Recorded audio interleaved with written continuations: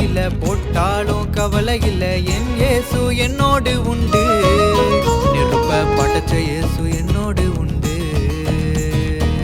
அக்கினி ஜுவாலையில போட்டாலும் வேகவில்லை, 3 பேரும் தனியா இல்ல. அப்போ 4வதா யாரு அங்க வந்தாரே சூழ நடுவல, முடி கூட கருகவும் இல்லை. எப்பா வந்தாரு நெருப்பு நடுவுல, இயேசு அவங்க கைய விடவே இல்ல. நடுவுல வந்தாரு எத்தா நின்னாரு, சூளைய ஃப்ரிட்ஜாக மாத்தி புட்டாரு. நம்புங்க இது உண்மைங்க, போய் சொல்ல அவர் மனுஷ இல்லைங்க. அட நம்பு